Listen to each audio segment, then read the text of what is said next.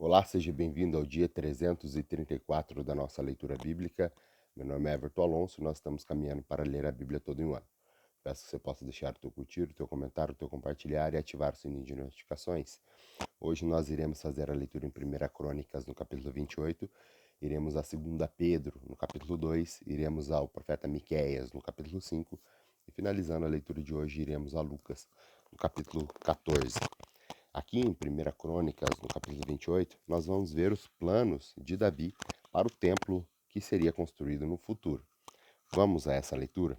1 Crônicas, no capítulo 28. Davi reuniu em Jerusalém todos os líderes de Israel, os líderes das tribos, os líderes das divisões a serviço do rei, os comandantes de 1.000 e de 100, e os líderes encarregados de todos os bens e rebanhos que pertenciam ao rei e aos seus filhos, junto com os oficiais dos palácios e os principais guerreiros e todos os soldados valentes. O rei Davi se pôs em pé e disse: Escutem-me, meus irmãos e meu povo. Eu tinha no coração o propósito de construir um templo para nele colocar a arca da aliança do Senhor, o estrado dos pés do nosso Deus. Fiz planos para construí-lo, mas Deus me disse: Você não construirá um templo em honra a meu nome, pois você é um guerreiro e matou muita gente. No entanto, o Senhor, o Deus de Israel, escolheu-me entre toda a minha família para ser rei em Israel, para sempre. Ele escolheu Judá como líder, e da tribo de Judá escolheu minha família. E entre os meus filhos de meu pai, ele quis fazer-me rei de todo Israel. E, entre todos os muitos filhos que me deu, escolheu Salomão para sentar-se no trono de Israel, o reino do Senhor.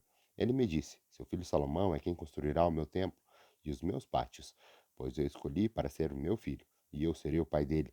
Firmarei para sempre o reino dele, e ele se continuar a obedecer os meus mandamentos e as minhas ordenanças, como faz agora. Por isso, agora declaro vocês perante todo Israel e a Assembleia do Senhor, mediante dos ouvidos do nosso Deus. Tenham cuidado de obedecer a todos os mandamentos do Senhor, o seu Deus, para que mantenham a posse dessa boa terra e deem por herança aos seus descendentes para sempre. E você, meu filho Salomão, reconheça o Deus do seu pai e sirva-o de todo o coração, espontaneamente, pois o Senhor sonda todos os corações e conhece as motivações dos pensamentos. Se você o obedecer, o encontrará, mas se você o abandonar, ele o rejeitará para sempre. Veja que o Senhor escolheu para construir um templo que sirva de santuário. Seja forte e mãos ao trabalho. Então Davi deu ao seu filho Salomão a planta do pórtico do templo, dos edifícios, dos seus depósitos, dos andares superiores, das suas salas, dos lugares do propiciatório. Entregou-lhe também as plantas de tudo que o Espírito havia posto em seu coração, acerca dos pátios do templo do Senhor e todas as salas ao redor, acerca dos depósitos dos tesouros do templo de Deus e dos depósitos das dádivas sagradas. Deu-lhes instruções sobre as divisões dos sacerdotes, dos levitas e sobre a execução de todas as tarefas no templo do Senhor e os utensílios que seriam utilizados. Determinou o peso do ouro para todos os utensílios de ouro e o peso de prata para todos os utensílios de prata, que seriam utilizados nas diferentes tarefas. O peso de ouro para cada candelabro e suas lâmpadas, e o peso de prata para cada candelabro de prata e suas lâmpadas, de acordo com a finalidade de cada um. O peso de ouro para cada mesa de pães consagrados, o peso de prata para cada mesa de prata, o peso de ouro para puro para os garfos, para as bacias de aspersão e para os jarros, o peso de ouro para cada tigela de ouro, o peso de prata para cada tigela de prata, o peso de ouro refinado para o altar de incenso. Também lhe deu o desenho do carro dos querubins de ouro, que as suas asas estendidas abrigam a arca da aliança do Senhor. Disse Davi a Salomão: Tudo isso a mão do Senhor me deu por escrito, e me deu entendimento para executar todos os projetos. E acrescentou: Seja forte e corajoso, mãos ao trabalho. Não tenha medo nem desanime, pois o Senhor, Deus, o meu Deus, está com você. Ele não o deixará nem o abandonará até que termine toda a construção do templo do Senhor.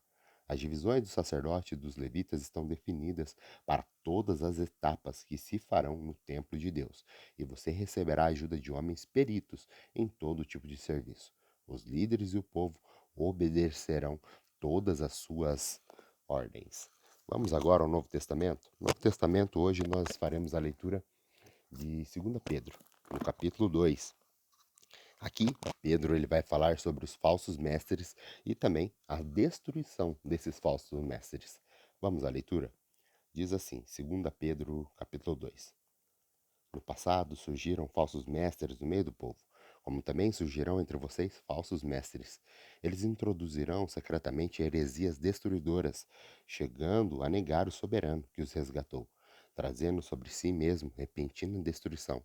Muitos seguirão os caminhos vergonhosos desses homens, e por causa deles será difamado o caminho da verdade. Em sua cobiça, tais mestres os explorarão com histórias que inventaram. Há muito tempo a condenação paira sobre eles, e a sua destruição não tarda. Pois Deus não poupou os anjos que pecaram, mas os lançou no inferno, prendendo-os em abismos tenebrosos, a fim de serem reservados para o juízo. Ele não poupou o mundo antigo quando trouxe o dilúvio sobre aquele povo ímpio, mas preservou Noé, pregador da justiça, e mais 7 pessoas. Também condenou a cidade de Sodoma e Gomorra, reduzindo-as a cinzas, tornando-as exemplos do que acontecerá aos ímpios. Mas livrou Ló, o homem justo que se afligia com um procedimento libertino dos que não tinham princípios morais. Abre parênteses. Pois vivendo entre eles, todos os dias aquele justo se atormentava em sua alma, justa por causa das maldades que via e ouvia. Fecha parênteses.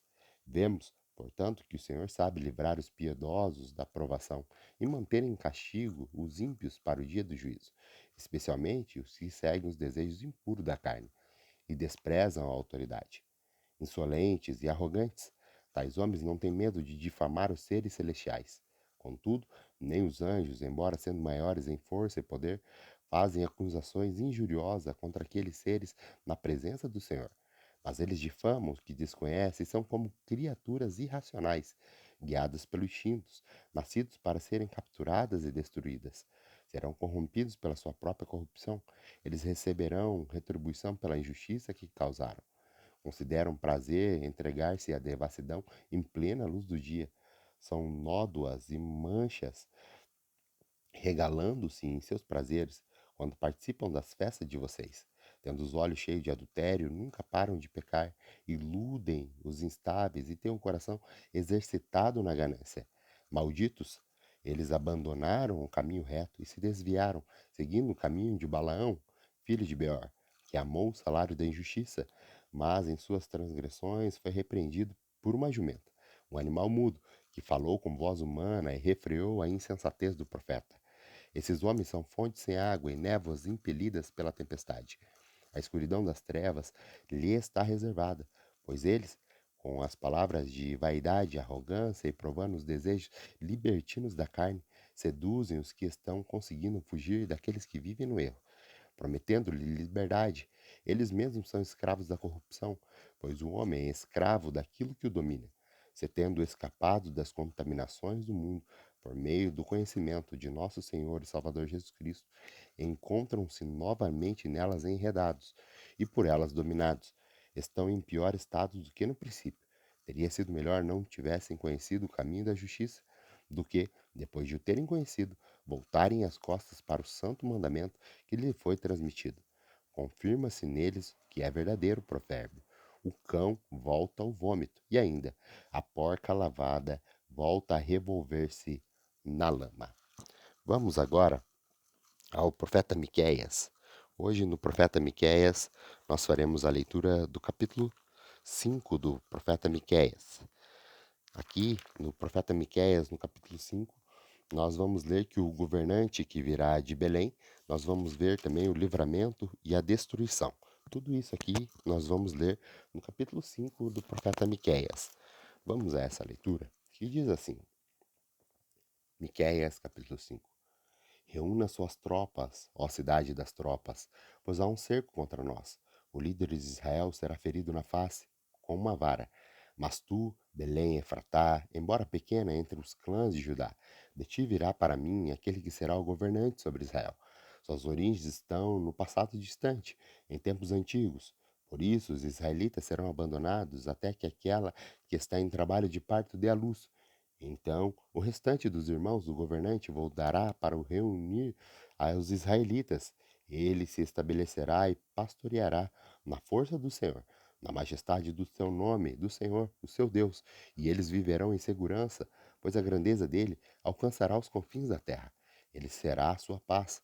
Quando os assírios invadiram a nossa terra e marcharem sobre as nossas fortalezas, levantaremos contra eles 7 pastores, até 8 líderes escolhidos.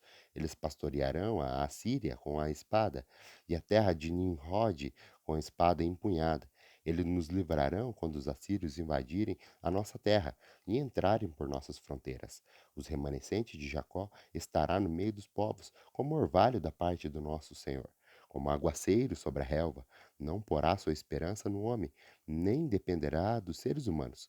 O remanescente de Jacó estará entre as nações, no meio de muitos povos, como um leão. Entre os animais da floresta, e como um leão forte, entre os rebanhos de ovelha. Leão que, quando ataca, destroça e mutila a presa, sem que ninguém a possa livrar. Sua mão se levantará contra os seus adversários, e todos os seus inimigos serão destruídos. Naquele dia, declara o Senhor, matarei os seus cavalos e destruirei os seus cavalos de guerra. Destruirei também as cidades da sua terra e arrasarei todas as suas fortalezas. Acabarei com a sua feitiçaria e vocês não farão mais adivinhações. Destruirei as suas imagens esculpidas e as suas colunas sagradas. Vocês não se curvarão mais diante da obra de suas mãos. Des Desraigarei do meio de vocês os seus postes sagrados e derrubarei os seus ídolos. Com ira e indignação me vingarei das nações que não me obedeceram. Vamos à nossa última leitura de hoje? A nossa última leitura de hoje está lá no Evangelho de Lucas. No Evangelho de Lucas, no capítulo 14, aonde aqui Jesus ele vai à casa de um fariseu. Ele vai falar também da parábola de um grande banquete e ele vai falar do preço do discipulado. Vamos a essa leitura? Lucas capítulo 14, que diz assim: Certo sábado, Jesus entrando para comer na casa de um fariseu importante, observava-o atentamente. À frente dele estava um homem doente, com o corpo inclinado. Jesus perguntou aos fariseus e aos peritos da lei: É permitido ou não curar no sábado? Mas eles ficaram em silêncio. Assim, tomando o homem pela mão, Jesus o curou e o mandou embora. Então lhes perguntou: Se um de vocês tiver um filho ou um boi e este cair num poço no dia do sábado, não irá tirá-lo imediatamente? E eles nada puderam responder.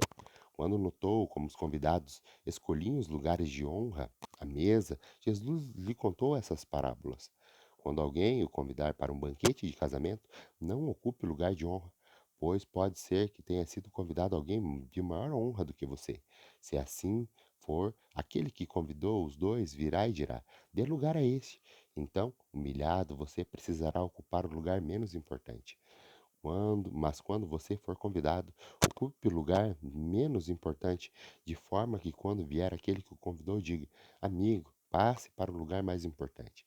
Então você será honrado na presença de todos os convidados, pois todo o que se exalta será humilhado, e o que se humilha será exaltado. Então Jesus disse ao que tinha o convidado: Quando você der um banquete ou jantar, não convide seus amigos, irmãos ou parentes, nem seus vizinhos ricos. Se o fizer, eles poderão também, por sua vez, convidá-lo, e assim você será recompensado. Mas, quando der um banquete, convide os pobres, os aleijados, mancos e os cegos. Feliz será você, pois esses não têm como retribuir, e a sua recompensa virá na ressurreição dos justos. Ao ouvir isso, um dos que estavam à mesa com Jesus lhe disse: Feliz será aquele que comer no banquete do reino de Deus. Jesus respondeu: Certo homem estava preparando um grande banquete e convidou muitas pessoas.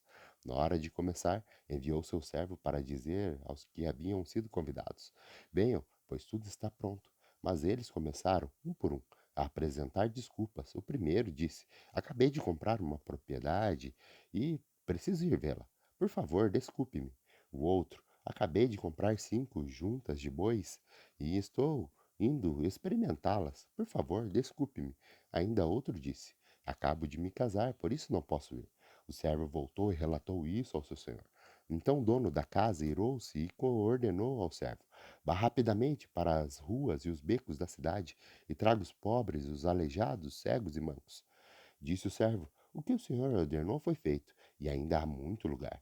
Então o senhor disse ao servo: Vá pelos caminhos e pelos valados e obrigue-os a entrar, para que a minha casa fique cheia. Eu digo a vocês: nenhum daqueles que foram convidados provará do meu banquete.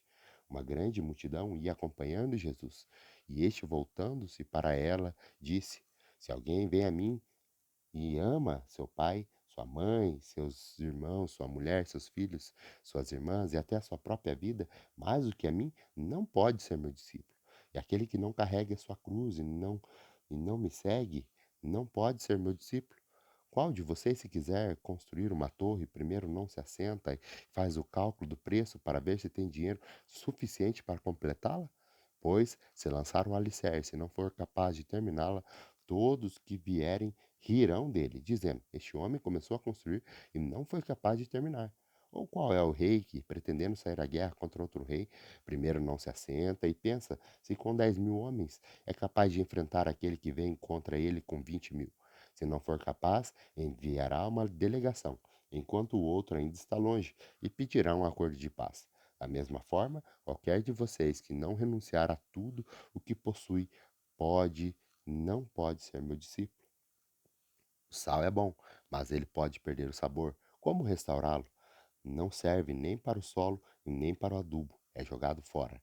Aqueles que têm ouvidos para ouvir, ouça. Grato pela tua companhia. Essa foi a nossa leitura de hoje e te aguardo amanhã, se Deus assim nos permitir. Até lá.